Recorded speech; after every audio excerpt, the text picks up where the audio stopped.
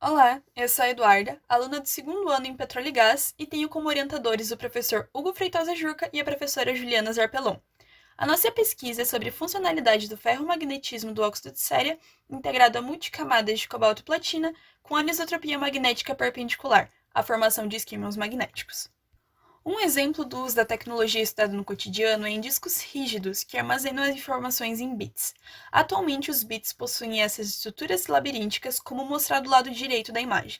Visando o aumento da capacidade de armazenamento, o nosso projeto objetiva a criação controlada de isquímios, representadas por essas pequenas bolinhas na imagem da esquerda, as quais também podem atuar como bits, mas o diferencial é que essas estruturas são consideravelmente menores e podem armazenar até 100 vezes mais informação em um mesmo espaço. Para melhor compreensão, nesse primeiro momento veremos algumas propriedades do óxido de cério e seu acoplamento em multicamadas de cobalto-platina. O óxido de cério possui altos valores na constante dielétrica, o que significa que, quando são sujeitos a um grande campo elétrico externo, o óxido é polarizado. Este possui também alta condutividade iônica, transparência no espectro visível, processo de conversão reversível entre diferentes estados de oxidação em função da concentração de oxigênio no ambiente, e uma das propriedades mais importantes para nós, os seus filmes não estequiométricos eletrodepositados possuem um comportamento ferromagnético à temperatura ambiente e uma significativa anisotropia magnética perpendicular.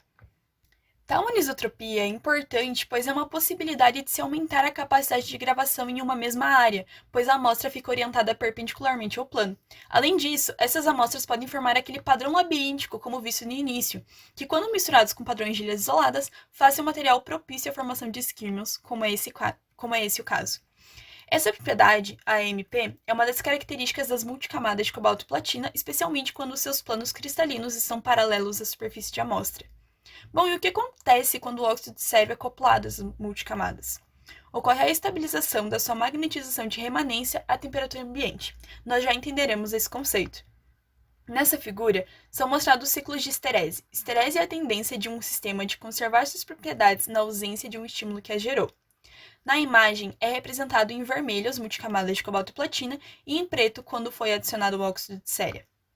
A gente pode perceber que quando o óxido é depositado sobre as multicamadas, o estímulo permanece à temperatura ambiente. Isso é um feito considerável quando se visa sua aplicação em dispositivos spintrônicos. Bom, agora vamos entender sobre o foco do nosso projeto, os isquímios. Os isquímios magnéticos são texturas de spin topologicamente não triviais em formato de redemoinho na textura da magnetização. A magnetização de um átomo é definida pelo spin dos seus elétrons. Ou seja, dependendo de como os spins giram, o polo magnético está ou no topo ou na base do átomo, como num ímã onde tem seu polo magnético norte e sul em suas extremidades. Já no isquímio, os átomos não se alinham. Em vez disso, eles formam esse vórtice torcido como é visto na figura. Existem dois tipos típicos de isquímios magnéticos, o tipo Nel e o tipo Bloch. É possível notar que em ambos tipos não existem spins paralelos. Essa é uma propriedade que garante uma barreira energética, a qual possibilita uma mobilidade da estrutura como partícula quando ela está estável e a temperatura ambiente. Além disso, outra propriedade é a de que o isquímio é muito pequeno. Os menores têm aproximadamente 1 nanômetro de diâmetro. Essas propriedades fazem o uso dessa estrutura promissor para duas vertentes principalmente. A primeira é a de processamento de dados, e a segunda vertente diz respeito ao armazenamento de informação por uma rede formada de isquímios, o que significa que a sua premissa básica é a de escrita e leitura eficientes e bem controladas de isquímios individuais. Diferentes estratégias já foram propostas para se manipular o estado isquimiônico, mas ainda é um desafio na área.